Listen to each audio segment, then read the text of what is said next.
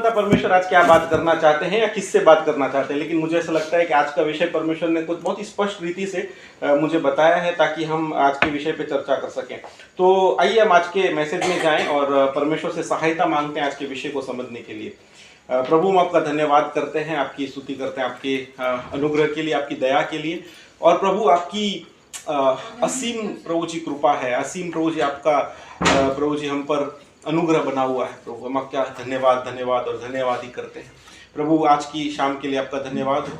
प्रभु आप बात करने वाले परमेश्वर हैं, आप चुप नहीं रहते, आप अपने लोगों से बोलते हैं प्रभु। और प्रभु जी हम आपका धन्यवाद करते हैं। आज प्रभु आपके वचनों के द्वारा हमसे बात करना चाहते हैं। प्रभु ये होने दीजिए, ये वचन प्रभु जो आपके हैं, ये पराक्रमी वचन है, सामर्थी वचन है प्रभु। ये वचन अद्भुत रीति से प्रभु आज प्रभु आप अपने आत्मा की सामर्थ्य के द्वारा प्रभु यहाँ पर प्रकट कीजिए। प्रभु आपने मुझे चुना है तो आप मेरा उपयोग कीजिए प्रभु, कि मैं प्रभु जो आपने मुझसे कहा है वही मैं प्रभु कह सकूं।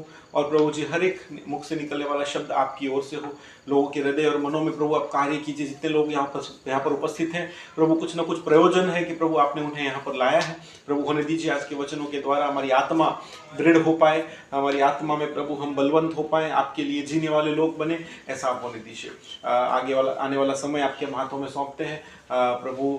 सुनने वालों के हृदयों को आपके हाथों में सौंपते हैं प्रभु। एक अच्छी उपजाऊ जमीन बना दीजिए प्रभु। वचन जब जाएगा प्रभु अनेक गुना फल लाने वाला बने, ऐसा आप होने दीजिए। मैं अपने आप को भी आपके हाथों में सौंपता हूँ, मुझ पर अनुग्रह कीजिए प्रभु, यीशु मसीह के नाम से मांगता हूँ। आज का जो वचन है इफिसियों की पत्री में से है। इफिसियों की पत्री उसका 4था अध्याय और 17 से 24 आयतों पे आज हम मनन करना चाहते हैं। इफिसियों की पत्री 4था अध्याय 17 से 24। हिंदी में अगर किसी को मिले तो आप पढ़ देंगे। इसलिए मैं यह कहता हूँ और प्रभु में यह आग्रह करता हूँ कि जैसे अन्य जाति लोग अपने मन की अनर्थ रीति पर चलते हैं, तुम अब से फिर ऐसे ना चलो, क्योंकि उनकी बुद्धि अंधेरी हो गई है और उनकी अनज्ञता के कारण जो है और उनके मन की कठोरता के कारण वे परमेश्वर के जीवन से अलग किए हुए हैं और वे सूत्र होकर मुझपन में लग गए हैं कि सब प्रकार के गंदे काम की लालसा से किया करे। पर तुमने मसीह को की ऐसी शिक्षा नहीं पाई, वरन तुमने सचमुच उसकी सुनी और जैसा यीशु में सत्य है उसमें सिखाए भी गए कि तुम पिछले चाल चलन के पुराने मनुष्य तक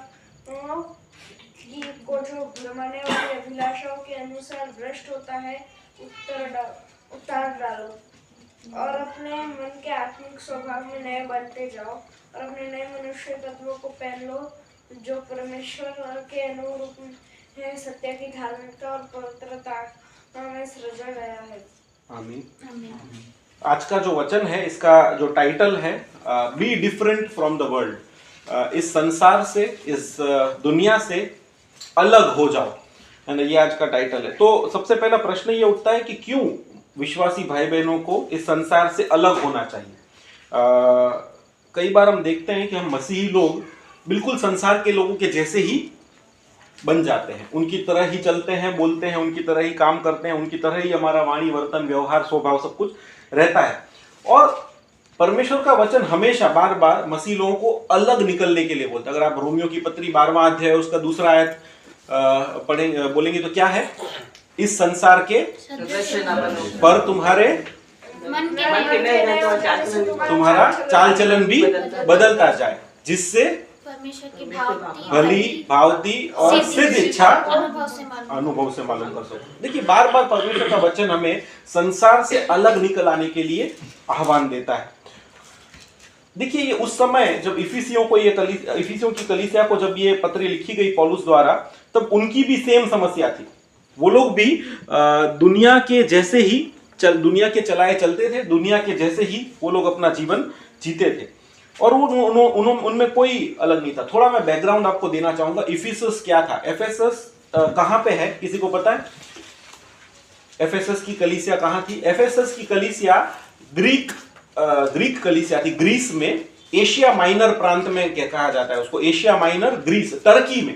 आज का जो टर्की है वहां पे वो थी और वहां के लोग ग्रीक भाषा में बातचीत करते थे। तो ये एफेसस की कलीसिया थी और एफेसस जो शहर था वो उस समय बहुत ही बड़ा रिच, बहुत ही वेल्दी, बहुत ही मतलब जिसको कहते हैं कि सुख संपन्न से भरा हुआ बिजनेस सेंटर जिसको बोलते हैं कि ट्रेड का सेंटर है, बहुत ज्यादा आलीशान नगर है, बहुत बड़ा है, बहुत ज्यादा वहां पे व्यापार होता है, बहुत सारे बड़े बड़े लोग, व्यापारी लोग रहते हैं, इस तरह का वो एक शहर था।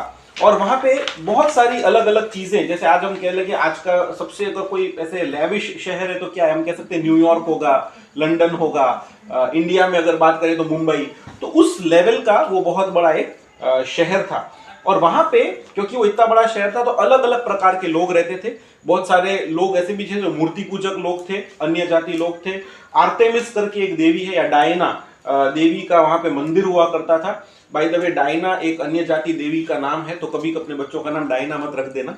क्रिश्चियंस में मैंने बहुत सारे लोगों का नाम डायना सुना है। तो डायना एक अन्य जाति लोगों की देवी थी, आर्तेमिस देवी।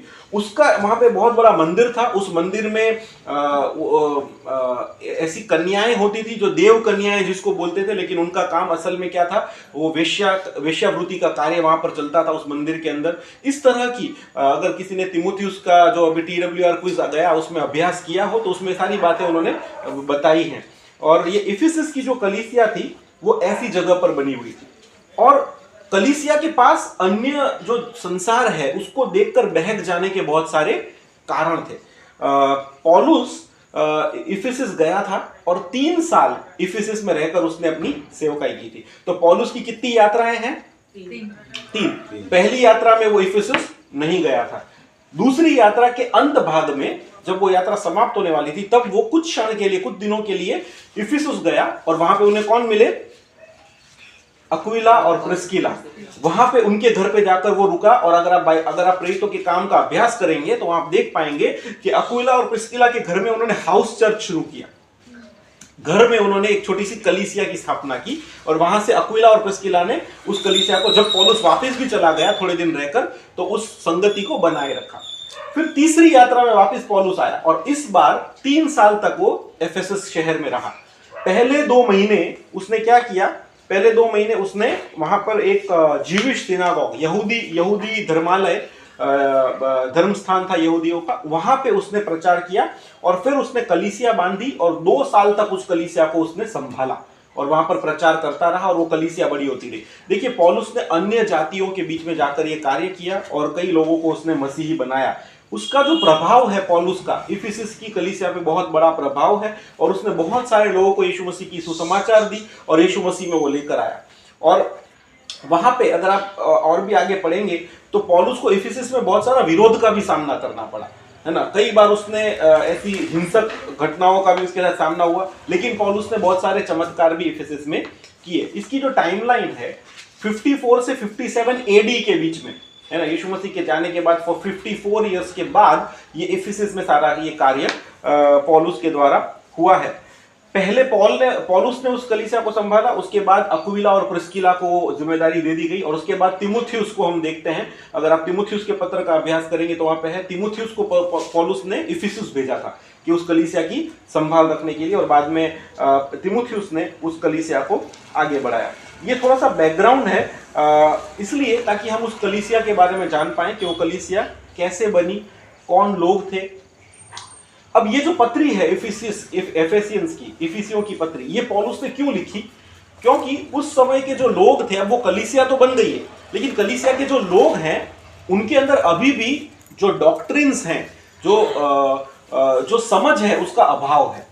और वो आसपास की दुनिया को देखकर, अपने आसपास जो संसार है उसको देखकर कहीं ना कहीं थोड़े से विचलित होते हैं। कभी कभी उनमें ये एक गुण है कि मसीह के साथ भी हैं और संसार के साथ भी हैं, थोड़े मसीह जैसे भी हैं और थोड़े संसार जैसे भी है, जगत जैसे भी है।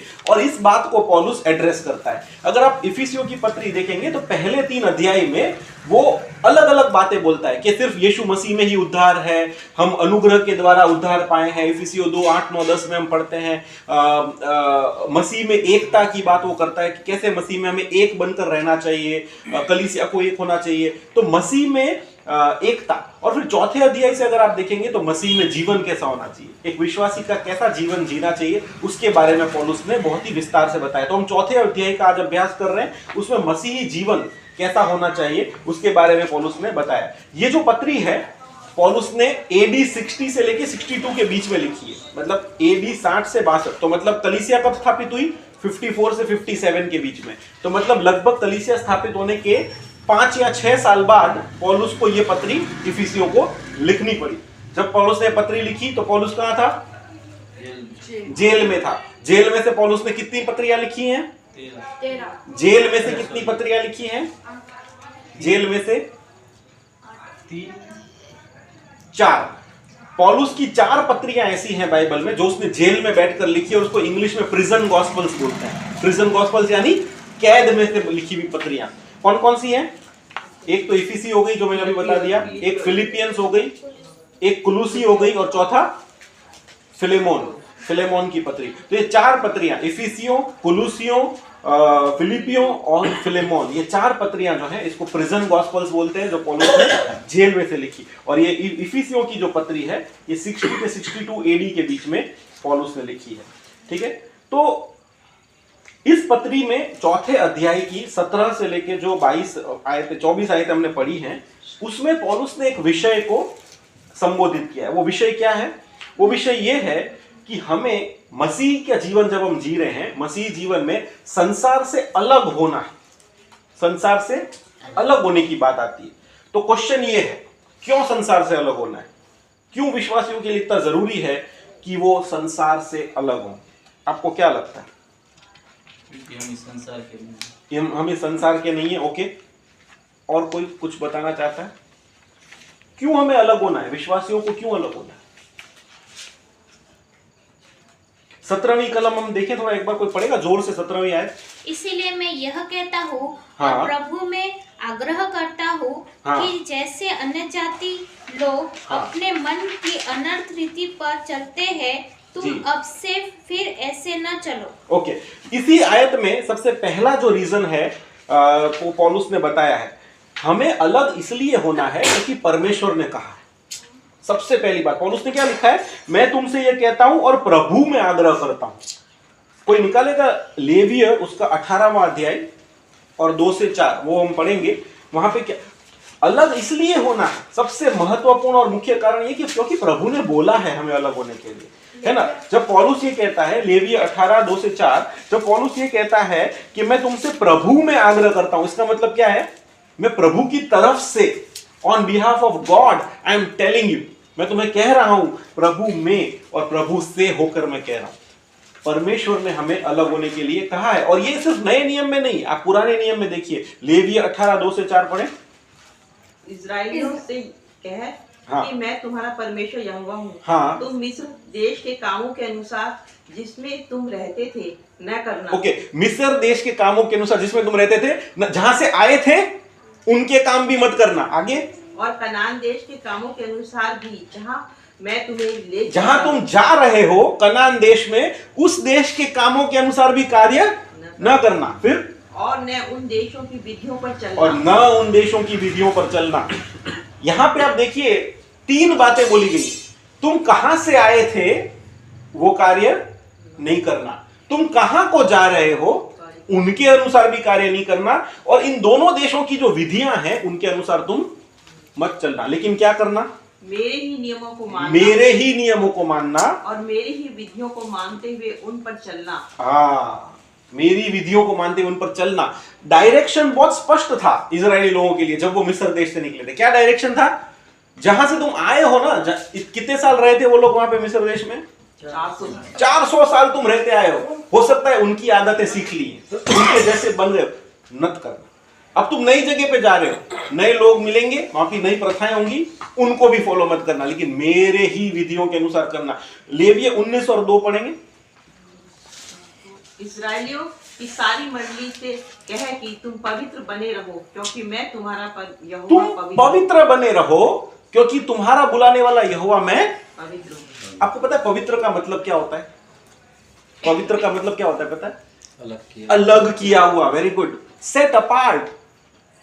तुम पवित्र, तुम अलग बने रहो क्योंकि तुम्हारा बुलाने वाला मैं क्या हूं? मैं भी अलग हूं।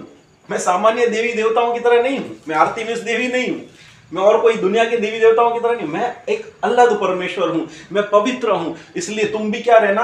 अलग रहना, पवित्र रहना, संसार में घुल मिल मत जाना, ना मिस्र देश के लोगों से घुलना, ना कनान देश के लोगों से घुलना, घुल मिल मत जाना उनसे।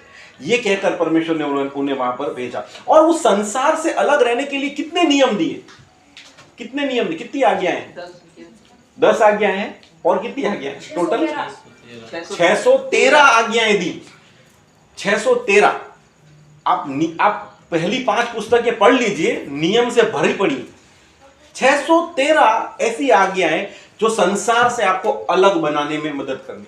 अगर आप उन आज्ञाओं को पालन करोगे तो संसार से अलग बन पाओगे, है ना। आज हम एक ऐसे समाज में जीते हैं, आज हम एक ऐसे संसार में जीते हैं जो परमेश्वर से बहुत दूर है, ईश्वर रहित संसार में हम जी रहे हैं।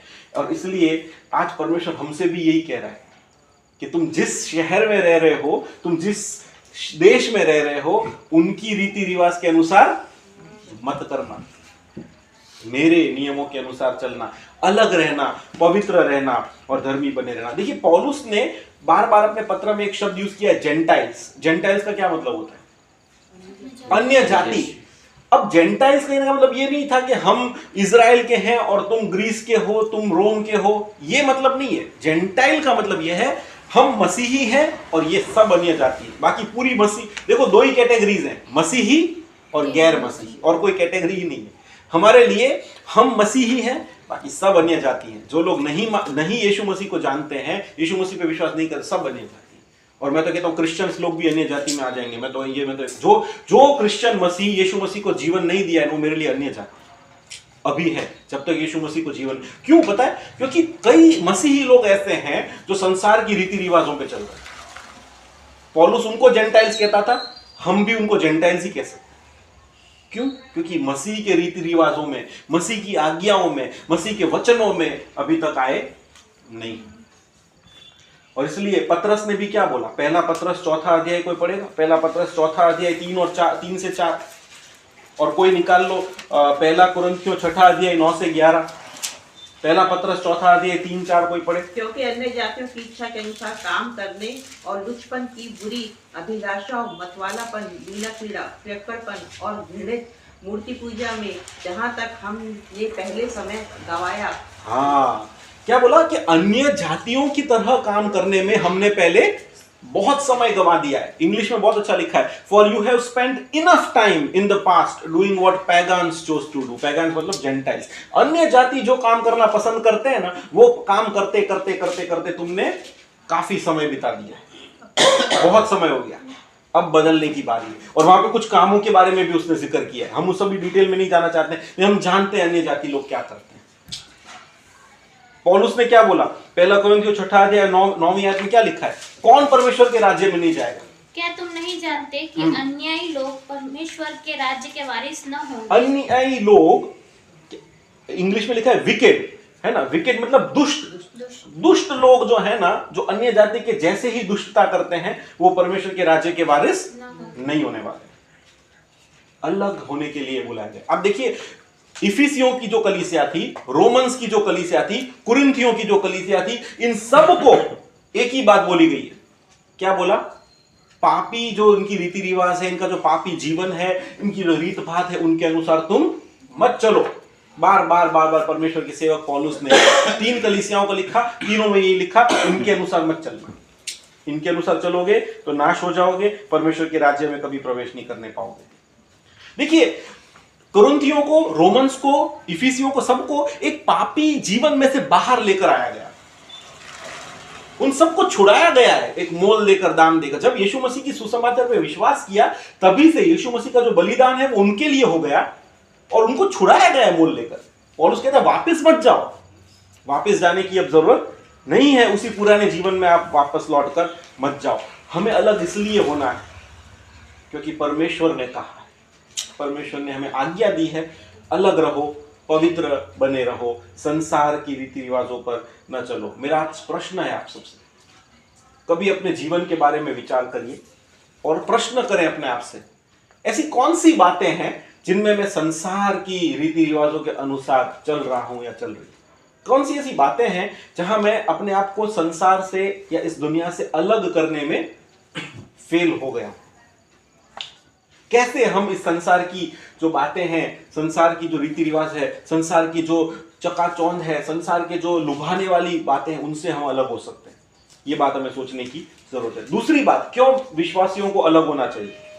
विश्वासियों को अलग इसलिए रहना चाहिए संसार से, क्योंकि ये जो संसार है ना, ये दुनिया जो है, ये परमेश्वर के सामने विद्रोह करने पे तुली हुई है। This world is doing a rebellion against the God. Revolt, एक रेबेलियन चल रहा है संसार और परमेश्वर के बीच में। देखिए इफिसियों की पत्री 4 अध्याय और 17 से 19 में जो बातें लिखी है ना, वही बातें रोमियो की पत्री 1 अध्याय 18 से 32 में लिखी है। पता है वहां पे क्या लिखा है? कोई पढ़ेगा? रोमियो 1:18।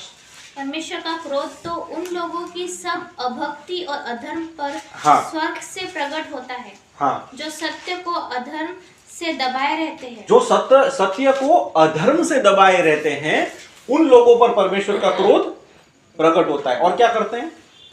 इसीलिए कि परमेश्वर के विषय का ज्ञान उसके मनों में प्रकट है। हाँ, परमेश्वर का ज्ञान तो उनके मनों में प्रकट है, लेकिन फिर भी वो क्या करते हैं? सत्य को अधर्म से दबाए रहते हैं। सत्य को अधर्म से दबा के रखते हैं। देखिए यहां पे भी चौथे इफिसियों 4 और 17 में क्या लिखा है? इसलिए मैं ये कहता हूं और प्रभु में आग्रह करता हूं कि जैसे अन्य जाति लोग अपने मन की अनर्थ रीति पर चलते हैं। देखिए आप 17 और 18 ये दोनों आयतों को आप ध्यान से पढ़ें। वहां पे अन्य जाति लोग, संसार, जगत, इनकी 4 आपको लाक्षणिकताएं देखने को मिलेंगी। क्या क्या है? ध्यान से देखें, 4 लाक्षणिकताएं हमको देखने को मिलेंगी। क्या करते हैं वो? उनकी बुद्धि अंधेरी हो गई। Very good. और अनर्थ रीति पर चलते हैं। अनर्थ रीति पर चलते हैं। गुड। और मन की कठोरता के कारण वो परमेश्वर के जीवन से लगे। अज्ञानता के कारण। हाँ, अज्ञानता के कारण वो अज्ञान है। और क्या है? मन कठोर है। 4 बातें यहाँ पे देखने को मिलती है। वो अज्ञान है, उनके मन कठोर है, अनर्थ रीति पर चलते हैं और उनकी बुद्धि अंधेरी हो गई। ये संसार की लाक्षणिकता है एक मसीही के लिए, है ना। तो हम देखेंगे कुछ बातें कि किस तरह से पौलुस मसीही लोगों को संसार के विरुद्ध चेतावनी देता है कि संसार और संसार के लोग कैसे हैं। सबसे पहली बात, उनकी जो सोच है वो व्यर्थ है। इंग्लिश में लिखा है the world is futile in their thinking.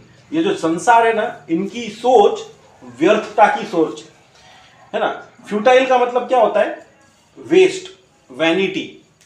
Vanity शब्द कौन से बाइबल के उसमें ज्यादा हम पढ़ते हैं? व्यर्थता कहाँ बताया गया है? सबोपदेशक। सबोपदेशक क्या बोलता है? सब कुछ व्यर्थता की व्यर्थता, सब कुछ व्यर्थ है ना। सबोपदेशक में लगभग 36 बार व्यर्थता या व्यर्थ शब्द आता है।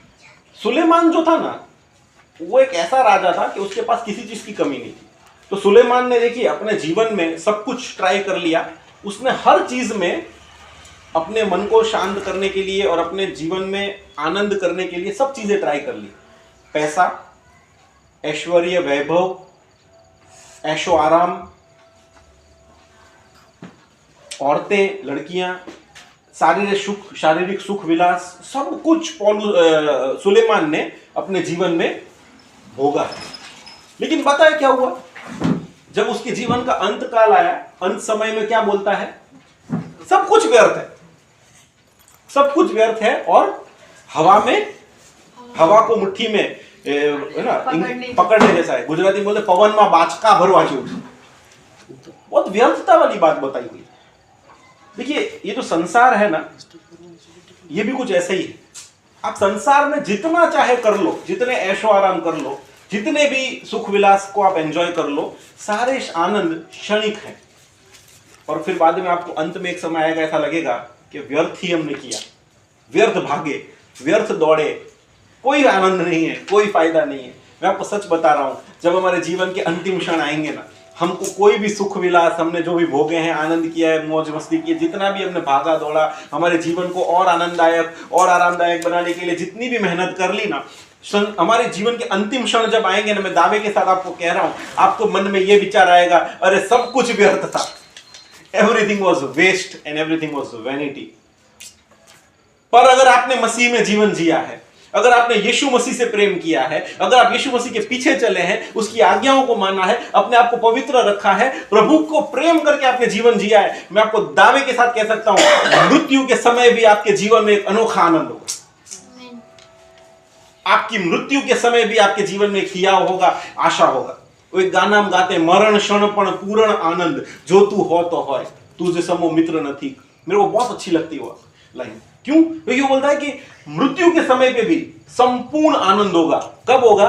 अगर यीशु मसीह हमारे जीवन में है। यीशु मसीह हमारे जीवन में। संसार के पीछे भागेंगे, संसार व्यर्थता ही देगा आपको, आपके जीवन में व्यर्थता भर देगा। प्रभु यीशु मसीह के पीछे भागो, प्रभु यीशु मसीह आपके जीवन में ऐसी शांति भरेगा कि मृत्यु की तराई से होकर भी हम गुजरेंगे। आपको पता है कोविड जब आया था ना, अच्छे अच्छे विश्वासी लोग फफड़ रहे थे।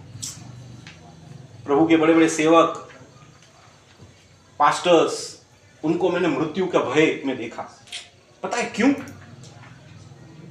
कहीं ना कहीं मसीह का आनंद और मसीह की शांति और जो मसीह जो देता है वो नहीं है। और इसीलिए जीवन में जब ऐसे क्षण आएंगे ना जहां पे हमें लगेगा हम नाश हुए जाते हैं, जिसके पास मसीह नहीं है ना वो घबरा ही जाएगा, घबरा जाएगा। संसार आपको सिर्फ व्यर्थता देगा। दूसरी बात, संसार की समझ अंधेरी हो गई है, उनकी समझ में पर्दा पड़ा हुआ है। क्या लिखा है? उनकी बुद्धि अंधेरी हो गई। बुद्धि अंधेरी होने का क्या मतलब है? परमेश्वर विषय का जो ज्ञान उनको लेना चाहिए था, उनको जो परमेश्वर की समझ लेनी चाहिए थी, वो उन्होंने नहीं ली। लेकिन उन्होंने क्या किया? व्यर्थ तर्क वितर्क किए। रोमियो की पत्री 1 अध्याय 18वीं आयत से आगे पौलुस क्या लिखता है कि ईश्वर विषयનું જે જ્ઞાન પ્રગટ થવું જોઈએ તે તેઓમાં પ્રગટ છે, પણ તેઓએ શું કર્યું? મિથ્યા તર્ક વિતર્કો કર્યા અને તેઓના મન અંધકારમય થયા। ऐसा लिखा है। गुजराती हिंदी में पढ़ना क्या लिखा है? उनके मन अंधेरे हो गए, वो वाली आयत। सत्य कदम से दबाए रहते वाला, मुझे नंबर नहीं पता, पर ऐसा लिखा है कि उन्होंने व्यर्थ ही तर्क वितर्क किए। परमेश्वर से जानने हाँ। तभी उन्होंने परमेश्वर की योग्य बढ़ाई और हाँ। धन्यवाद नहीं किया, हाँ।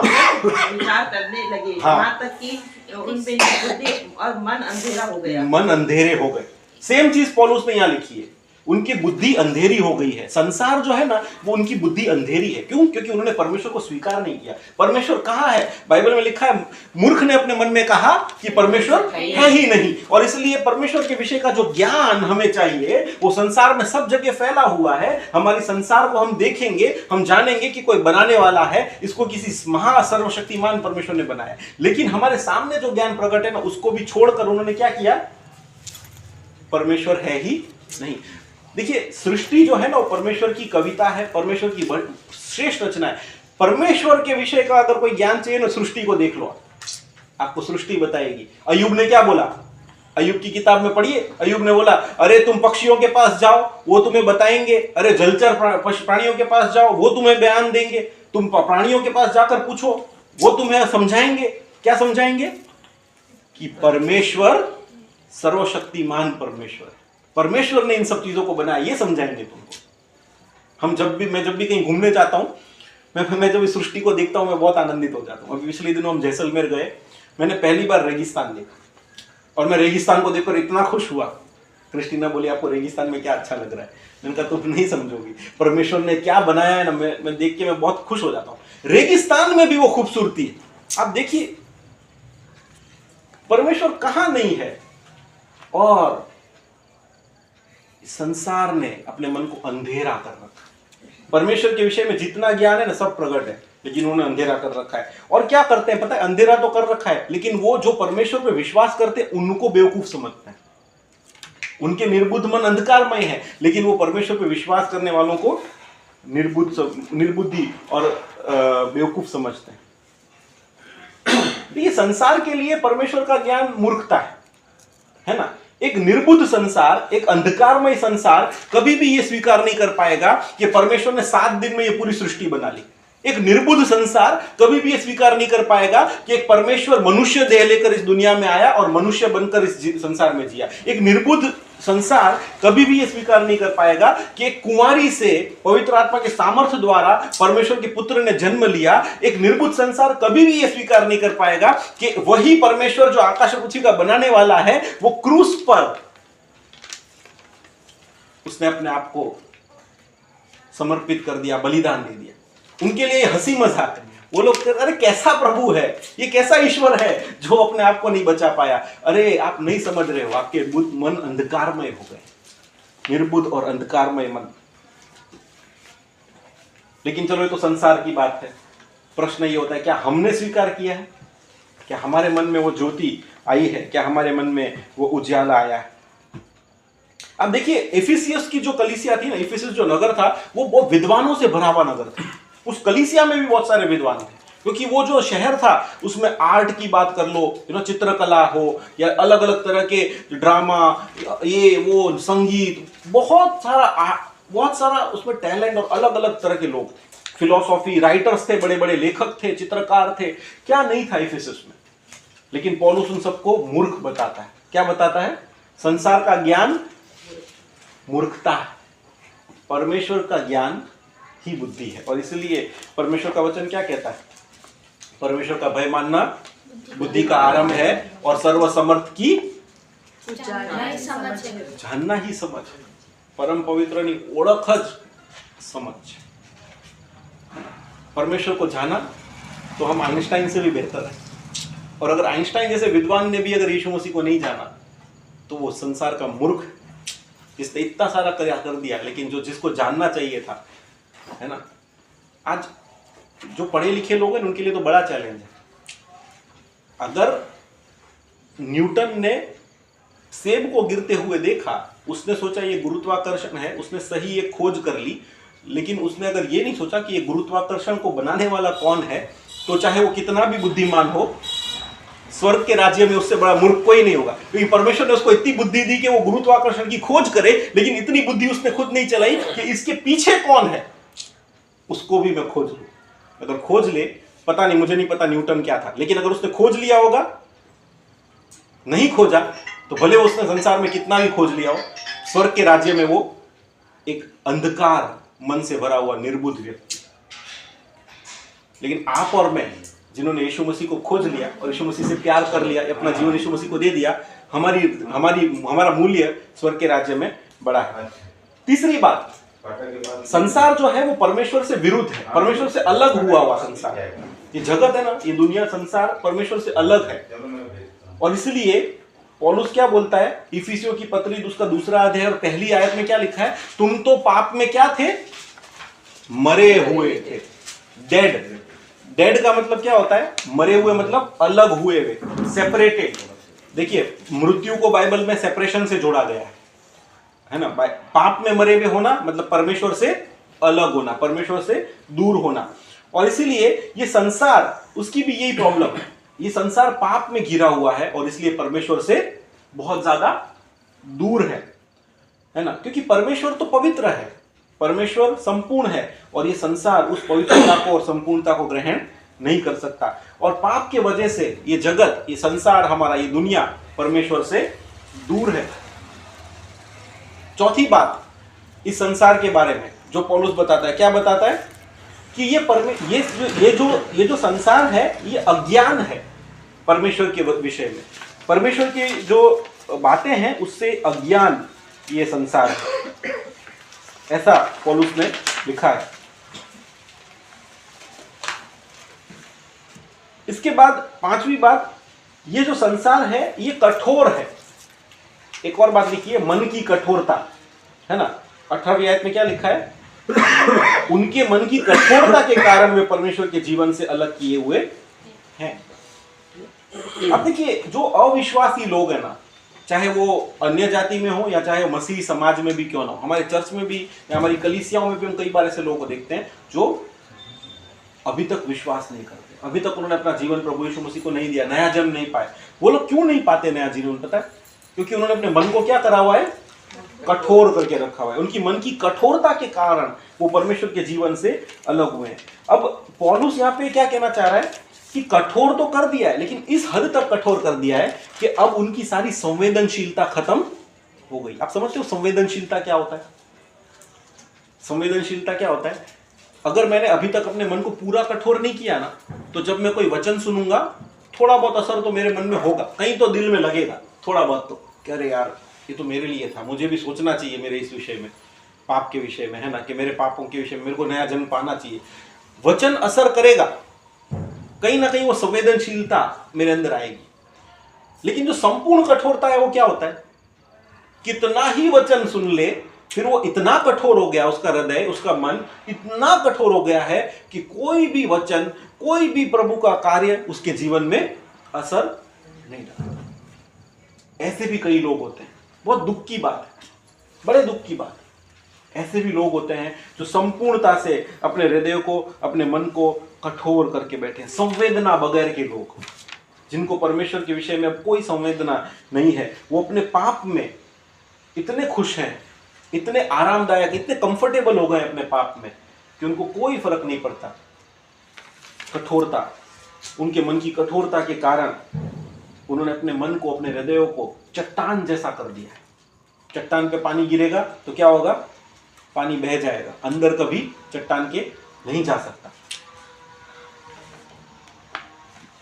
जब हम परमेश्वर के सामने विद्रोह करते हैं ना, तब हमारी ये हालत हो जाती है। देखिए, आप संसार में कितने ऐसे लोग हैं, आपने शायद अनुभव किया होगा, जब हम कई लोगों को सुसमाचार देते हैं, हम कितना ही उसको जिंदगी भर सुसमाचार देते रहे, उनके जीवन नहीं बदलते। आपने ऐसे कई लोग देखे होंगे अपने जीवन में, आपने बहुत कोशिश की उनको सुसमाचार दे देकर प्रभु यीशु मसीह के पास लाने की, लेकिन उनके हृदय इतने कठोर हैं कि वो वचन अंदर जाता ही नहीं है ना। प्रभु ने बोला था ना, बीज बोने वाले का दृष्टांत, कुछ बीज गिरा पथरीली भूमि पर, और क्योंकि वो अंदर जा ही नहीं पाया, भूमि सख्त। ऐसे लोग, पहला तीमुथियुस 4 अध्याय और पहली और दूसरी आयत में क्या लिखा है? परंतु आत्मा स्पष्टता से कहता है कि आने वाले समय में कितने लोग भरमाने वाली आत्माओं और दुष्ट आत्माओं की शिक्षाओं पर मन लगाकर विश्वास से बहक जाएंगे। ये उन झूठे मनुष्यों के कपट के कारण होगा जिनका विवेक मानो जलते हुए लोहे से दागा है। देखिए, दूसरी एक प्रॉब्लम यह है मन की कठोरता की, कि जो शिक्षक होने चाहिए, जो सिखाने वाले होने चाहिए, वो भी आजकल परमेश्वर का वचन उस खराई से नहीं सिखाते कि जिससे परमेश्वर का वचन उन जीवनों में काम करता है ना। और वो लोग भरमा जाते हैं, है ना, झूठे मनुष्यों के कपट के कारण। प्रभु का वचन हमें बहुत स्पष्ट बताता है कि अंत के दिनों में ऐसे समय आएंगे कि लोग अपने विश्वास को क्या करेंगे? त्याग देंगे और भरमाने वाले लोगों के पीछे जाकर उनके फॉलो करेंगे। आप देखिए पंजाब में आज क्या हो रहा है। आपने पंजाब का एग्जाम्पल हम बार बार देखते हैं। क्यों वहां पर एक सभा में 1.5 लाख 2 लाख लोग होते हैं? क्यों होते हैं? क्योंकि वहां पर पाप के विषय में कोई बात नहीं होती, वहां पे न्याय के विषय में कहीं बातें नहीं होती, वहां पे एक पवित्र जीवन जीने के बारे में चर्चाएं नहीं होती है। आप बड़ी बड़ी सभाओं में आप देखेंगे जहां पे बहुत सारे लोग हैं ना, वहां पे कभी भी कोई चेतावनी नहीं मिलती, वहां पे सिर्फ प्रोमिसेस मिलते हैं। क्या मिलते हैं? वचन, वायदे मिलते हैं। सब कुछ ठीक हो जाएगा, आशीष मिलेगी, ये होगा, चंगाई मिलेगी, वो होगा। सिर्फ चंगाई और आशीषों की बातें होती हैं। और इसलिए भरमाने वाली बातों की वजह से लोगों के मन क्या हो जाते हैं? कठोर हो जाते हैं। वो यीशु मसीह को सही मायनों में जानने की जगह क्या करते हैं? सिर्फ आशीषों के पीछे भागने वाले लोग बन जाते हैं। उनका जो अंतरात्मा है, उनकी जो कॉन्साइंस जिसको बोलते हैं इंग्लिश में, विवेक, बुद्धि कठोर हो जाती है पत्थर के माफिक। और फिर उस ऐसे व्यक्तियों के लिए कोई भी आशा नहीं बचती। ये जो संसार है ना, ये लुचपन से भरा हुआ संसार है। 19वें आयत में क्या लिखा है? इफिसियों 4:19, और वे सुन्न होकर लुचपन में लग गए हैं। पता है लुचपन क्या है? लुचपन है सेक्सुअल रिलेटेड सिंस, जातीयता से जुड़े हुए पाप जो है ना, उसको लुचपन बोलते हैं। तो ये जो संसार है ना, ये भरा पड़ा है जातीयता के पापों से। आज आप अपने आसपास देखिए क्या हो रहा है। आपने देखा है कभी न्यूज़, कभी आपने पढ़ी है? बहुत ही भयंकर तरह के जातीय पाप आजकल समाज में आ गए। बिना शादी किए हुए एक लड़का और एक लड़की, जवान लड़का और लड़की साथ में रहते हैं, जिसको कहते हैं लिव इन रिलेशनशिप। कुछ समय तक चलता है, फिर वो लिव इन रिलेशनशिप टूट जाता है, फिर कोई नए के साथ लिव इन। ये क्या है? ये भ्रष्टता है, ये लुचपन है, जिसको बाइबल में लुचपन कहा गया है। क्या लिखा है? सुन्न होकर लुचपन में लग गए। सुन्न मतलब क्या? अभी हमने कठोरता की बात की ना, जब मन कठोर हो जाता है तो क्या होता है? सुन्न हो जाता है। आप समझ रहे हो सुन्न कैसे होता है? आपको ऐसा अनुभव हुआ है कि वो कभी एक ही जगह पे आपने करवट रख ली हो तो आपका हाथ सुन्न हो जाता है, फिर आपको ऐसे चुबाओ तो भी चुभेगा नहीं? क्यों? वो कुछ देर के लिए जितनी उसकी वो थी, क्या बोलते हैं, सेंसिटिविटी, वो खत्म हो गई, संवेदनशीलता खत्म हो गई है, उसको बोलते हैं सुन्न हो जाना। और किसी का अगर कोई पैरालिसिस हो गया हो तो क्या होता है? लाइफ लॉन्ग, या जब तक वो पैरालिसिस तब तक वो सुन्न हो गया है। ऑपरेशन के टाइम पे सुन करता है। हाँ, जैसे ऑपरेशन के टाइम पे भी सुन्न करता है। तो क्या होता है, फिर वो कठोर हो गया और उसमें कुछ भी। अब तो जो लुचपन करने वाले लोग हैं ना, सेक्सुअल इमोरलिटी के सिंस में जो हैं, वो लोग सुन्न हो गए। उनका मन और दिमाग और उनकी सारी आत्मा सुन्न हो चुकी है, और वो क्या कर रहे हैं? सुन्न होकर लुचपन में लग गए कि सब प्रकार के गंदे काम लालसा से किया करें। सारे प्रकार के गंदे काम वो लोग करते हैं, और वो लालसा से करते हैं और बहुत ही आनंद के साथ करते हैं।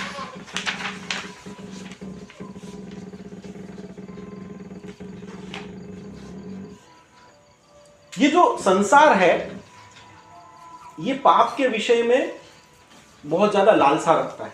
देखो बाइबल में क्या लिखा है कि संसार की लालसा पाप की तरफ है ना। बाइबल में एक रोमियो की पत्री में बहुत एक अच्छा वचन है, 8वें अध्याय 5 से 8 में क्या लिखा है कि जो आध्यात्मिक व्यक्ति है वो कहां मन लगाता है? आत्मिक बातों पर मन लगाता है, लेकिन जो शारीरिक है वो शरीर की बातों पर मन लगाता है। आत्मा पर मन लगाना जीवन है और शांति है, शरीर पर मन लगाना मृत्यु है, क्योंकि शारीरिक मन परमेश्वर से बैर है। जो शरीर पर मन लगाता है वो परमेश्वर से प्रेम नहीं रख सकता। बहुत स्पष्ट बात है। एक तरफ संसार, एक तरफ परमेश्वर, आप किसी एक की तरफ ही जा पाओगे, एक ही से मन लगा पाओगे। संसार का मन पाप में लगा हुआ है। आप अपने आसपास जो पूरा संसार देखोगे ना, सब पाप में घिरा हुआ संसार है। आप अगर संसार में घुस गए ना तो आप परमेश्वर में कभी नहीं जा पाओगे, परमेश्वर के पास कभी नहीं आ पाओगे। इसीलिए मसीह लोगों को बोला गया है कि संसार से अलग बनो, इस संसार के सदृश न बनो। संसार जो करता है वैसे वैसे काम तुम न करो। लेकिन बाइबल में जो कई सारी बातें बताई गई, कैसा जीवन जीना है उसके बारे में।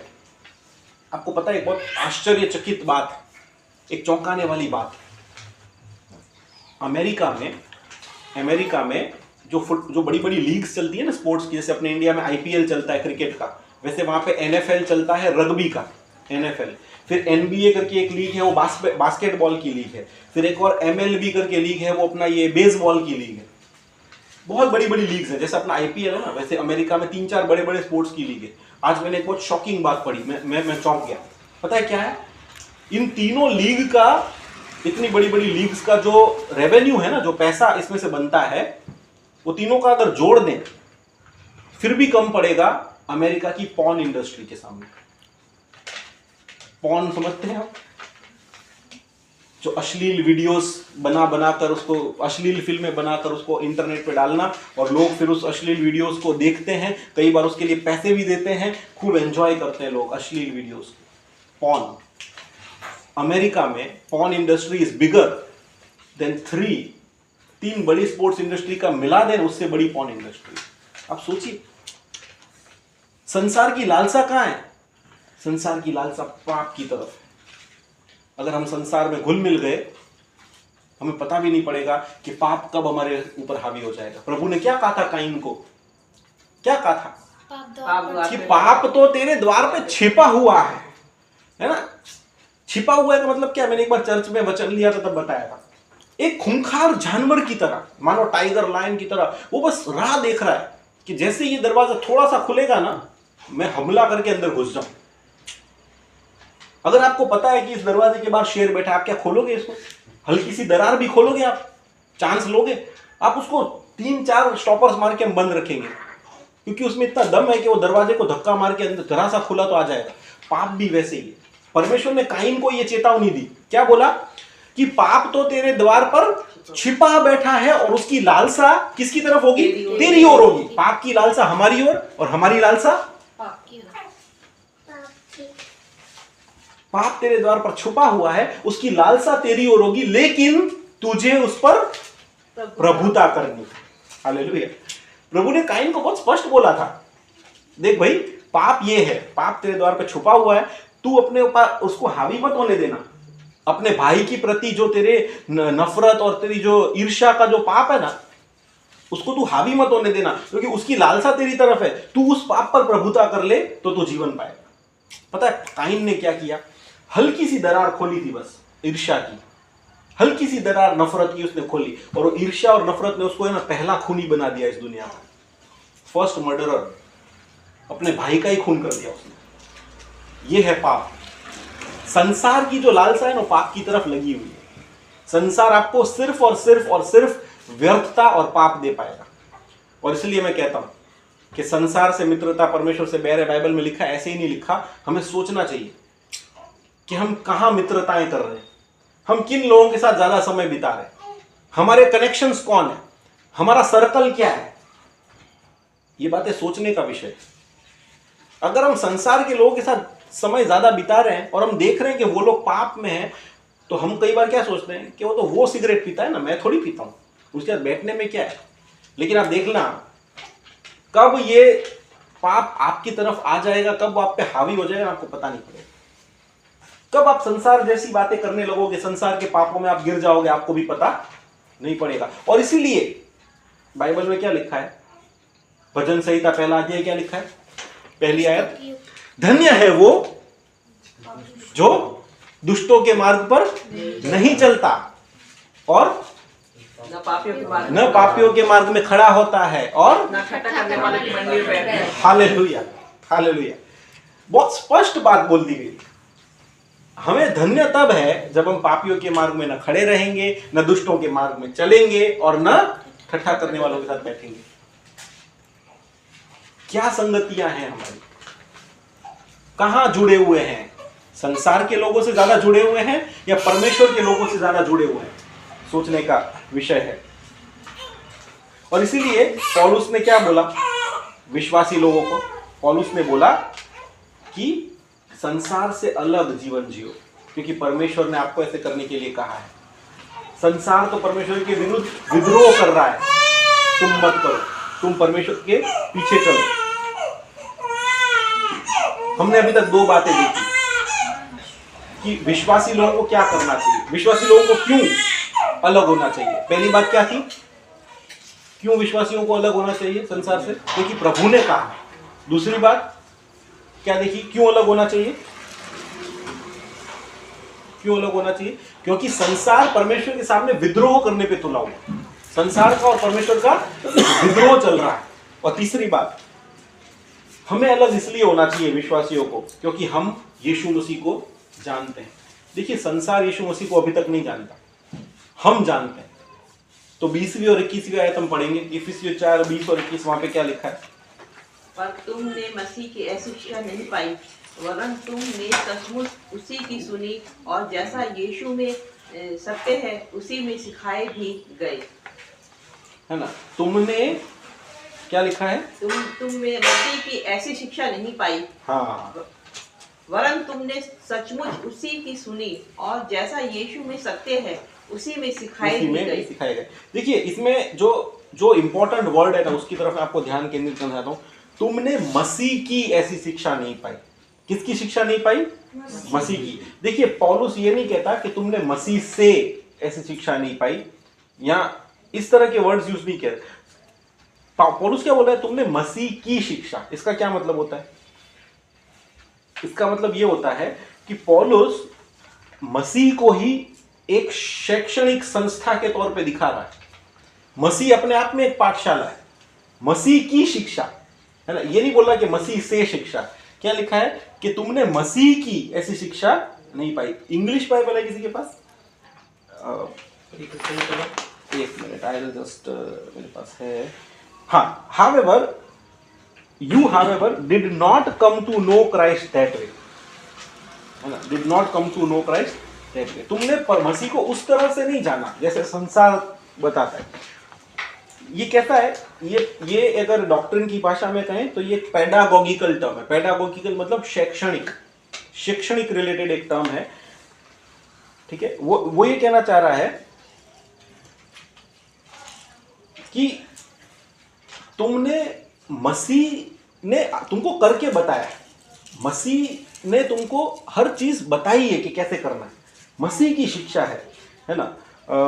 अगर आप इफिसियों 5 और 25 से 27 पढ़ेंगे तो वहां पे लिखा है, हे पतियों अपनी पत्नी से प्रेम रखो जैसा मसीह ने भी कलीसिया से प्रेम करके अपने आप को उसके लिए दे दिया कि उसको वचन के द्वारा जल के स्नान से शुद्ध करके पवित्र बनाए। देखिए, अब वचन के स्नान से शुद्ध बनाए, इसका मतलब क्या होता है? ये एक रूपक शब्द है। वचन के स्नान से शुद्ध करने का मतलब ये होता है कि जब जब हम कोई वचन सुनते हैं, जब जब हम परमेश्वर की कोई भी बात सुनते हैं, तो हर बार हमें एक नया स्नान मिलता है। एक रूपक शब्द की तरह बताया कि हर बार परमेश्वर हमें नया करता है अपने वचन से, एक नई तरह से हमें सिखाता है ना। तो पौलुस ने क्या लिखा है इफिसियों 4:21 में, तुमने सचमुच उसी से सुनी है और जैसा यीशु में सत्य है उसी में सिखाए भी गए। तो पौलुस एक तरह से ये कहना चाहता है कि यीशु मसीह ही विषय है, यीशु मसीह ही शिक्षक है, यीशु मसीह ही क्लासरूम है और यीशु मसीह ही डिग्री है। सब कुछ यीशु मसीह, क्योंकि यीशु मसीह की शिक्षा हमने पाई है और यीशु मसीह से ग्रहण की है। और ये शिक्षा हमें तब मिलती है जब हम यीशु मसीह में उद्धार पाते हैं। देखिए, हर चीज यीशु मसीह में है। अगर आप इफिसियों की पत्री पहला कुरिन्थियों 12 आयत पढ़ेंगे तो क्या लिखा है कि हम सब उसके द्वारा एक शरीर में बपतिस्मा पाए हुए। फिर इफिसियों 1:1 में क्या लिखा है? पौलुस की ओर से उन विश्वासियों के लिए जो मसीह में है ना। ऐसे 1:3 में क्या लिखा है? सारी आत्मिक आशीषें जो यीशु में है, मसीह में है। हर बार मसीह में की बात की जाती है। और आपको पता है कि हमारा जो उद्धार है और हमारी जो धार्मिकता है वो भी किसमें है? मसीह में है। और मैं आपको जो पॉइंट समझाने की कोशिश कर रहा हूं वो ये है कि मसीह में होने का मतलब क्या है? हमें मसीह के अंदर घुस जाना है और मसीह को पूरा पहन लेना है। मसीह को पूरा पहन लेने की बात आती है। एक बार मैंने चर्च पे जब एक वचन लिया था तब मैंने बताया था कि धार्मिकता का जो वस्त्र है उसका मतलब क्या होता है। बाइबल में लिखा है ना कि पहले तुम उसके राज्य और उसकी धार्मिकता की खोज करो। धार्मिकता की खोज करना मतलब यीशु मसीह खुद हमारी धार्मिकता बन गए। उसने जो यीशु मसीह ने जो बलिदान दिया उसके द्वारा जो पापों की माफी हमें मिली, उसके द्वारा क्या हुआ है? हमें धार्मिकता के वस्त्र पहना दिए गए। तो परमेश्वर जब स्वर्ग में जाएंगे तो परमेश्वर हमें देखेगा, तो परमेश्वर हमें नहीं देखेंगे। परमेश्वर किसको देखेंगे? हमारे ऊपर जो यीशु मसीह की धार्मिकता के वस्त्र हैं उसे देखेंगे। हमारे पापों को ढांप दिया गया है। मसीह में होने का मतलब ये है ना। तो पौलुस हमें कहता है कि तुमने मसीह में शिक्षा पाई है, मसीह की शिक्षा पाई है, तो हमें क्या हो जाना है? मसीह में हो जाना है। और ये बहुत ही इंपॉर्टेंट बात यहाँ पे पौलुस हमें बताता है। और क्यों हो जाना है? क्योंकि मसीह में क्या है? 4:21 में क्या लिखा है? मसीह में क्या है? उसी से सुनी और जैसा यीशु में सत्य है, यीशु में सत्य है। यीशु में क्या है? सत्य है। यीशु मसीह विषय है, यीशु मसीह ही शिक्षक है, यीशु मसीह ही क्लासरूम है, यीशु मसीह ही डिग्री है और यीशु मसीह ही सत्य भी है। यीशु मसीह सत्य है ना। मार्ग, सत्य और जीवन कौन है? यीशु मसीह। देखिए, पिलातुस के सामने जब यीशु मसीह थे ना, तो पिलातुस को यीशु मसीह ने क्या बोला था? मैं क्यों आया हूं? पिलातुस को क्या बोला? सत्य की गवाही देने के लिए आया। I am here to bear witness to the truth. मैं सत्य की गवाही देने के लिए आया। फिर पिलातुस ने बोला तो सत्य क्या है ना। यीशु मसीह ने हमेशा सत्य को प्रकट किया है ना। और इसीलिए यीशु मसीह के लोग जो मसीह के चेले हैं, हमें क्या कहा जाता है? हम क्या है? मसीह के शिष्य, मसीह के चेले। तो जो चेला है वो गुरु का अनुकरण करेगा। और इसीलिए सारे मसीही जो है ना वो एक पाठशाला में है। किसकी पाठशाला में है? यीशु मसीह की पाठशाला। हम सब यीशु मसीह के पाठशाला के क्या हैं? चेले हैं या विद्यार्थी हैं। और इसीलिए हमें क्या करने की जरूरत है?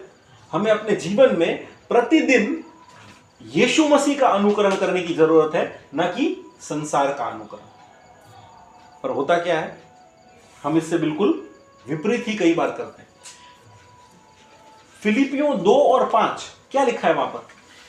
किसी को याद है? कलम किसी को याद है फिलिपियो 2:5? हर मसीह को याद होनी चाहिए। एक लाइन की छोटी सी आयत है, अपने जीवन का मंत्र यही होना चाहिए। मैं तो प्रतिदिन अपने जीवन में मसीह यीशु का जैसा स्वभाव था वैसा तुम्हारा भी स्वभाव हो। कितनी छोटी सी वर्स है, किसी को भी याद हो जाए। देखिए, परमेश्वर का वचन हमें बार बार यीशु मसीह जैसे बनने को बोलता है। पौलुस ने बोला मसीह का जैसा स्वभाव था वैसा ही तुम्हारा भी स्वभाव हो। मसीह की पाठशाला में हम हैं मसीह जैसा बनने के लिए।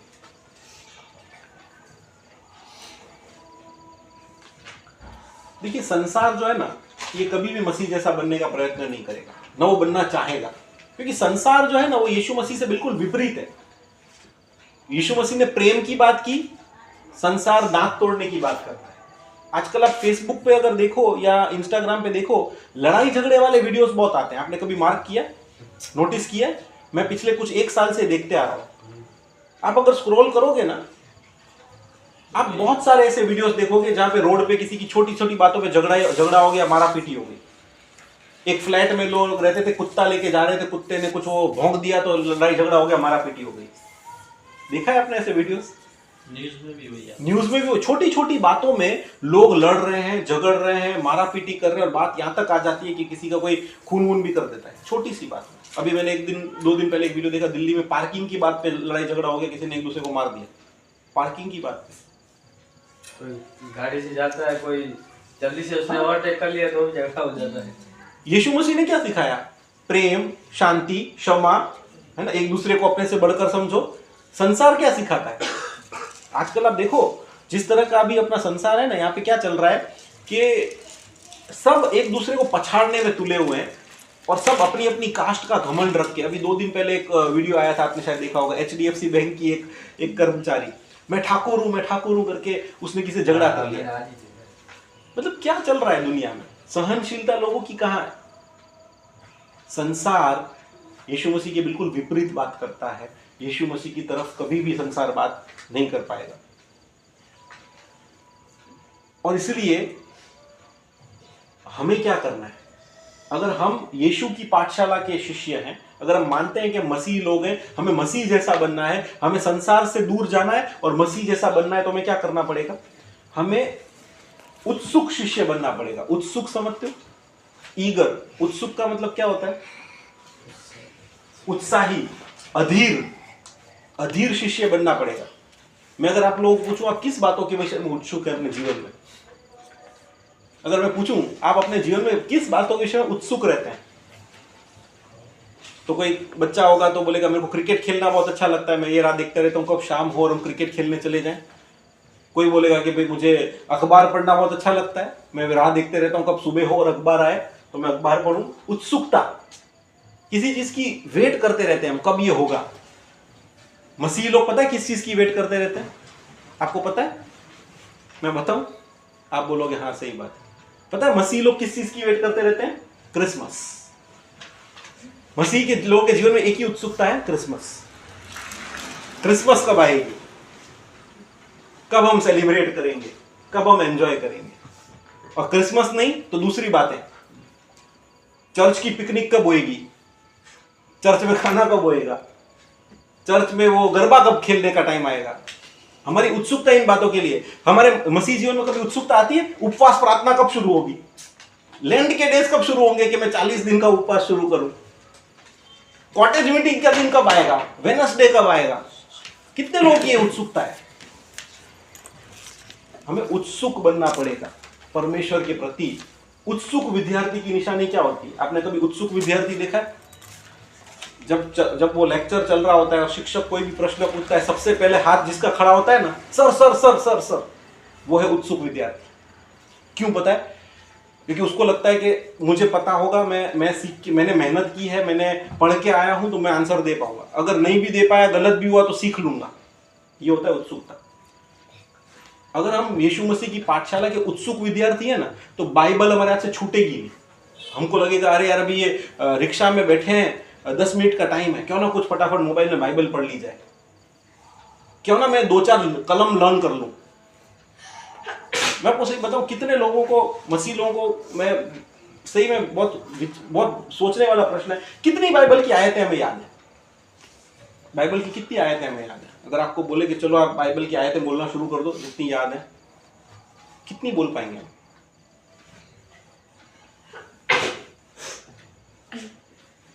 मैं दावे के साथ कह सकता हूं, यूहन्ना 3:16, वचन संहिता 23 और ऐसी 2-4 और जानी मानी कलमों के अलावा चौथी कलम नहीं निकलेगी हमारे मुंह से।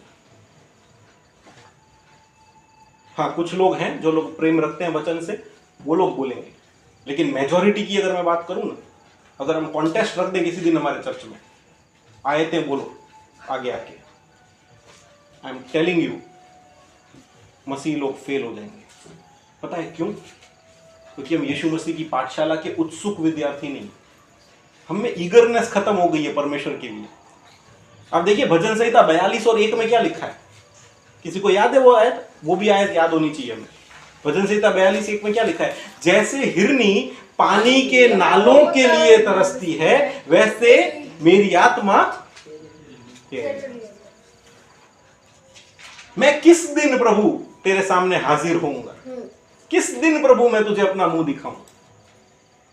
परमेश्वर के लिए हाफना, परमेश्वर के लिए तरसना शुरू कर दीजिए, क्योंकि दिन बुरे हैं, दिन बुरे हैं।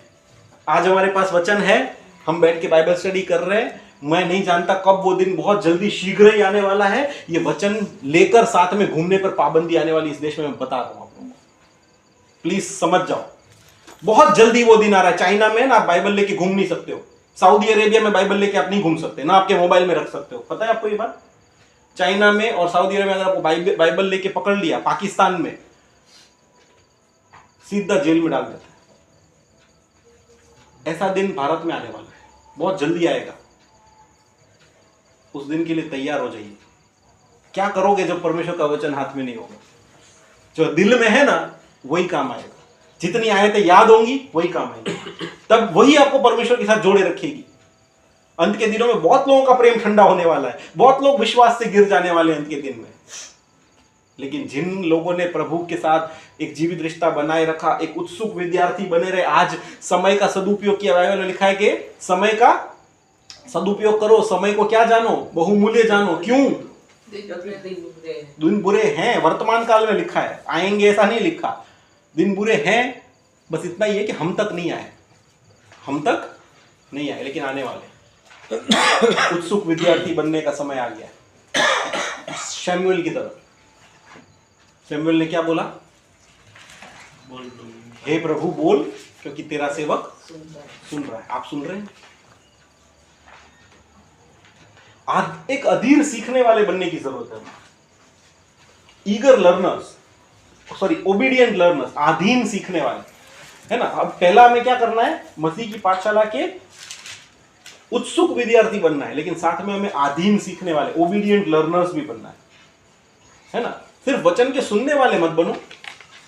मैं यहाँ पे कितना ही चिल्लाऊंगा, कितना ही बोल लूंगा, लेकिन हम अभी मीटिंग खत्म होगी, हम कुछ नाश्ता करेंगे और अपने अपने घर चले जाएंगे, और रात को 12 बजे सोए उससे पहले अगर ये वचन आपके मन से निकल गया तो क्या होगा? वचन गिरा उस पत्थर वाली जमीन पे जो कठोर थी, या फिर उस जमीन पे जिसने सहर्ष स्वीकार कर लिया। ऐसी भी एक जमीन थी जिसने क्या किया? उत्सुकता के कारण, हाँ, कॉटेज मीटिंग में सुना, चर्च में सुना, मजा आ गया, झाड़ियों वाला। लेकिन क्या होता है? यहां से बाहर निकले, संसार की चिंताओं ने घेर लिया, दबा लिया, कल से सब भूल गए। आधीन सीखने वाले कहां रहे? आजकल कलीसियाओं की सबसे बड़ी प्रॉब्लम यह है, आधीन सीखने वाले नहीं बचे। वचन सुनने वाले बहुत सारे लोग हैं, लेकिन आधीनता से सीखने वाले। याकूब ने क्या बोला 1 और 22 में? वचन के सिर्फ सुनने वाले मत बनो, लेकिन वचन के सुनने वाले मत बनो, और अपने को क्या लिखा है कि अपने को पोताने छेतरनारा न बनो, अपने आप को धोखा देने वाले मत बनो, लेकिन वचन के पालन करने वाले बनो, है ना। अधीन रहकर सीखने वाले। देखिए, एक दिन आएगा जब यीशु मसीह को बहुत लोग कहेंगे, क्या प्रभु हमने तेरे वचन नहीं पढ़े? क्या मैंने बहुत सारी बार बाइबल नहीं पढ़ डाली? क्या मैं हर संडे चर्च में नहीं जाता था? क्या मैंने कॉटेज मीटिंग्स को अटेंड नहीं किया? क्या मैंने उपवास नहीं किया? क्या मैंने प्रभु तेरे वचनों को प्रचार नहीं किया, लोगों को नहीं बताया? प्रभु कहेगा मैं तुम्हें सच सच कहता हूँ, मैं तुम्हें नहीं जानता। क्यों नहीं जानता? क्योंकि तुमने अधीनता से सीखा नहीं, अपने जीवन में लागूकरण नहीं किया। तुमने सिर्फ सुना, और सुनकर तुमने या तो अपने मन को कठोर कर दिया, या संसार की चिंताओं में उसे दबा दिया, या शैतान आकर उस वचन को चोरी करके ले गया। अच्छी जमीन में वो वचन नहीं गिरा, और इसलिए क्या हुआ कि तुम कभी भी एक अधीन विद्यार्थी नहीं बन पाए। हमें एक उत्सुक विद्यार्थी बनना है, और हमें एक अधीन विद्यार्थी बनना है मसीह की पाठशाला का। और चौथी और अंतिम बात, विश्वासियों को अलग इसलिए होना है क्योंकि हम मसीह में एक नई सृष्टि है। We are a new creation in Christ. देखिए अब 22 से 24 आयतों को पढ़े, वहां पे क्या लिखा है कि तुम्हारे पिछले चाल चलन के पुराने मनुष्यत्व को जो भरमाने वाली अभिलाषाओं के अनुसार भ्रष्ट होता जाता है, क्या करो? उतार डालो, और अपने मन के आत्मिक स्वभाव में नए बनते जाओ, और नए मनुष्यत्व को पहन लो जो परमेश्वर के अनुरूप सत्य की धार्मिकता और पवित्रता में सृजा गया है। मैं आपका ध्यान 4 शब्दों की तरफ ले जाना चाहता हूं। उतार डालो और पहन लो। इसका मतलब क्या है? उतार डालो और पहन लो। क्या उतारना और क्या पहनना है? क्या उतारना है और क्या पहनना है? पुराने मनुष्यत्व को उतारना है, पुराने चाल चलन को। यस, पुरानी बातों को उतार डालो। देखिए अगर आपने यीशु मसीह को स्वीकार किया और यीशु मसीह में आपने नया जन्म पाया तो क्या होगा? दूसरा कोरिन्थियों 5:17 में क्या लिखा है? यदि कोई मसीह में है तो वो नई सृष्टि, पुरानी बातें जाती रही, देखो वो क्या हो गई? नहीं हो गई। अगर आपने यीशु मसीह को स्वीकार कर लिया है ना, तो पुरानी बातों को फिर ऐसे पकड़ के नहीं रखो। Don't hold to your past. पुराने पाप, पुराना स्वभाव, पुराना गुस्सा, पुराना लालच, पुराना लोभ, पुराने मन दुख, सारी बातों को पौलुस क्या बोलता है? मैंने क्या किया? मसीह के साथ क्रूस पर जड़ दिया है। अब से मैं नहीं, लेकिन मेरे अंदर मसीह जीवित है, और यीशु में अब जो मेरा नया जीवन है वो उसकी दया के वजह से, क्योंकि उसने मुझसे प्रेम रखा। देखिए पुराने मनुष्यत्व को उतार डालने के लिए पौलुस यहां पर कहता है, और क्या पहन लेने के लिए बोलता है? नया मनुष्यत्व। और ये नया मनुष्यत्व क्या है? क्या है ये नया मनुष्य? मन का नया होना, आत्मिक जीवन में परमेश्वर में मन को नया करना। हाँ, यीशु के स्वभाव में बढ़ते हैं। यस, नया मनुष्यत्व ये है कि हम परमेश्वर के यीशु मसीह को पहन लें, जो मैंने अभी थोड़ी देर पहले बताया। यीशु मसीह को हम अपने अंदर, हम यीशु मसीह के अंदर चले जाएं और यीशु मसीह को पहन लें, यीशु मसीह में हम हों। तब क्या होगा? यीशु मसीह सब बातें हमारे जीवन में नई कर देंगे, हर चीज नई होगी और पुरानी बातें जाती रहेंगी। पुराने मनुष्यत्व में हम पाप के गुलाम थे, लेकिन प्रभु यीशु मसीह ने क्या बोला कि जब तुम्हें स्वतंत्र करेगा तब तुम क्या हो जाओगे? स्वतंत्र हो जाओगे। कौन स्वतंत्र करेगा? पुत्र स्वतंत्र करेगा। और यीशु मसीह ने स्वतंत्र कर दिया है, और इसलिए पौलुस क्या बोलता है कि तुम स्वतंत्र कर दिए गए हो, और इसलिए अब फिर से पाप की बंधुआई में, पाप की गुलामी में फिर से मत जाओ। मसीह लोग जो यीशु के चेले हैं, हमें पाप और पुराने मनुष्यत्व में से बाहर आने की जरूरत है, और यीशु मसीह को कंटिन्यूसली हमारे जीवन में फॉलो करने की जरूरत है। हम यीशु मसीह में नए बनते जाएं। कैसे होगा? कैसे कर पाएंगे? फिलिपियों 4 और 8 पढ़कर हम इस वचन को विराम देना चाहते हैं। फिलिपियों 4 और 8, वहां पे क्या लिखा है? इसलिए ये भाइयों, जो बातें सत्य हैं, और जो बातें आदरणीय हैं, और जो बातें उचित हैं, और जो बातें पवित्र हैं, और जो बातें सुहावनी हैं, और जो बातें मन भावनी हैं, और जो भी सद्गुण और प्रशंसा की बातें हैं, उन्हीं पर ध्यान लगाया करो। अपना ध्यान कहाँ पर लगाना है? जो बातें सत्य हैं, सत्य की खोज, सत्य के पीछे चलो। जो बातें आदरणीय हैं, मन भावनी है, उचित है, पवित्र है, सद्गुण और प्रशंसा है, उनके पीछे अपना मन लगाओ। जब हम ये करेंगे ना, तब हम संसार में से हमारा मन बाहर निकलेगा और कहाँ लगेगा? मसीह में हमारा मन लगना शुरू हो जाएगा। संसार की बातों को रिजेक्ट करो और परमेश्वर की बातों को अपना लो। संसार से अलग दिखो। संसार जो करता है, क्यों ना हम हमारे जीवन में, हमारे घर में, हमारे पर्सनल लाइफ में, जहां हम काम करते हैं वहां, हमारे जो सामाजिक जीवन है ना, हमारे सामाजिक जीवन के जो प्रसंग हैं, हमारी जो कलीसिया है, हमारी कलीसिया का जिस तरह का चाल चलन है, इन सारी बातों में हम समाज से कुछ अलग दिखें, संसार से कुछ अलग दिखें और यीशु मसीह के जैसे बने। हमारी रोजिंदा जीवन के लिए अगर मैं एप्लीकेशन की सीधी सीधी बात करूं तो इसमें यह आ जाता है कि संसारिक म्यूजिक एक सबसे बड़ा एक ऐसा पॉइंट है जो हमें संसार की तरफ खींच कर ले जाता है। और जवानों में ये सबसे बड़ी प्रॉब्लम है। हम संसार के म्यूजिक को जब ग्रहण करते हैं, और आजकल का तो म्यूजिक ऐसा बनता है, सारा शैतानी म्यूजिक है।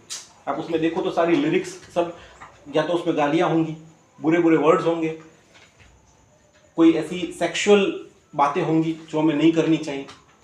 और अगर वेस्ट की आप बात करें, जो यूएस में और यूके में और वहाँ पे जो म्यूजिक बनता है वो तो पूरे शैतान के लिए बनता है, डेविल वर्शिप हो रही है और हम बहुत आनंद से उसको गाते हैं। कई बार मैं देखता हूँ मसीह लोग पोस्ट रखते हैं, बैकग्राउंड में फिल्मों की म्यूजिक के गाने होते हैं और मुझे बहुत दुख होता है। क्यों हम ये सब कर रहे हैं? क्यों संसार के जैसे सदृश, संसार के सदृश बन रहे हैं? देखिए, आपके जीवन के ना दो पोर्टल्स हैं। पोर्टल समझते हो आप? प्रवेश द्वार। हमारे जीवन में दो प्रवेश द्वार हैं। कौन से? किसी को पता है? एक छोड़ और एक नहीं, हमारे शरीर के दो प्रवेश द्वार हैं। हमारी आत्मा कैसी भोगी वो दो प्रवेश द्वारों पे डिपेंड करता है। कौन से प्रवेश द्वार है? एक हमारी आंख और एक हमारे कान। ये दो ना पोर्टल्स हैं। कहाँ के पोर्टल्स हैं? हमारी आत्मा के पोर्टल्स हैं। हमारा जो आत्मा है ना, वो प्रभावित होता है हमारी आंख से और हमारे कान से। हम क्या सुनते हैं बहुत जरूरी है। हम क्या देखते हैं उससे भी ज्यादा जरूरी है। बाइबल में लिखा है कि शरीर का दिया तो आंख है। अगर तेरी आंख निर्मल है तो तेरा सारा शरीर ज्यादा है। बहुत स्पष्ट बात।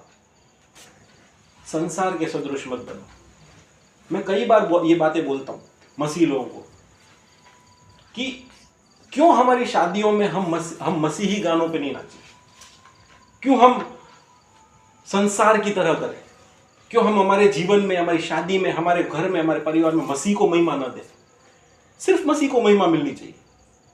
संसारिक बातों के पीछे जब हम जाएंगे, बुक्स, म्यूजिक के बाद बुक्स की बात आती, हम क्या पढ़ रहे हैं, साहित्य, टीवी की बात आती, हम टीवी में क्या देख रहे हैं। आजकल तो ओटीटी जब से आया ना, तब से बहुत लुटिया लुट गई है दुनिया की। ऐसे ऐसे कार्यक्रम उसके अंदर आते हैं, अगर आप परिवार में साथ में बैठ के देख लो, आप सब भ्रष्ट हो जाओगे पूरी तरह से। ऐसी चीज है। हम क्या देख रहे हैं टीवी में, हम क्या पढ़ रहे हैं, हमारी बातचीत कैसी है, सारी बातें बहुत ज्यादा मायने रखती हैं। तो आज हमारे लिए एक प्रश्न है। प्रभु का वचन हमें ये एक आह्वान देता है, साथ में एक चेतावनी भी देता है। आह्वान ये है कि संसार के जैसे तुम मत बनो। Be different from the world. जगत के जैसा मत करो, संसार के सदृश न बनो, लेकिन क्या करो? किसके जैसे बनो? मसीह के जैसे बनो। यीशु मसीह के जैसे बनते जाओ। उसकी पाठशाला में हो, उससे सीखो। ये मसीही लोगों के लिए एक चैलेंज है, सभी के लिए। और चेतावनी क्या है कि जो संसार के सदृश लोग हैं ना, वो कभी भी मसीह के राज्य में प्रवेश नहीं करने वाले हैं। या तो आप संसार से मित्रता कर लो और परमेश्वर से बैर कर लो, या परमेश्वर से प्रेम कर लो और संसार पूरा आपके लिए आपका शत्रु है। आप संसार से दूर ही रहो। आप कौन सा जीवन जीना पसंद करोगे? और दो मार्गों की बात हो ही गई है। सैम भाई ने बोला, मेरे वचन में नहीं था पर उन्होंने अच्छा याद करा दिया। तो दो मार्ग हैं, चौड़ा मार्ग और सकरा मार्ग। आसान है संसार के सदृश बनकर लोगों को खुश करने के लिए लोगों के जैसा करना, है ना। कई बार क्या होगा पता है, हम संसार के सदृश नहीं बनते ना, तो लोगों के विरुद्ध हो जाते हैं और लोग हमारे विरुद्ध हो जाते हैं और फिर घर्षण होता है। फिर हमें फैसला करना पड़ता है कि हम किसको खुश करें। इनको भी खुश करना है और परमेश्वर को भी खुश करना है। लेकिन पौलुस एक जगह अपनी पत्री में बोलता है कि अब मैं क्या मसीह को प्रसन्न करने के लिए कार्य करता हूं या मनुष्यों को प्रसन्न करने के लिए कार्य करता हूं। यदि मैं मनुष्यों को प्रसन्न करता हूं तो मैं परमेश्वर को कभी भी प्रसन्न नहीं कर पाऊंगा। तो हमें सोचना है कि हम किसको प्रसन्न करना चाहते हैं। बहुत आसान है सब चौड़े मार्ग पर चल के संसार की तरह चलना, लेकिन बहुत मुश्किल है परमेश्वर के जैसा बनना, यीशु मसीह के जैसा बनना, एक सकरे मार्ग को प्रसन्न करना, संसार से अलग होना और यीशु मसीह के जैसे बनते जाना। आज परमेश्वर का वचन हमें यीशु मसीह के जैसे बनने के लिए आह्वान देता है और संसार से दूर होने के लिए भी हमें आह्वान देता है। आइए हम प्रार्थना करें और परमेश्वर से ऐसा करने के लिए हम सहायता मांगें।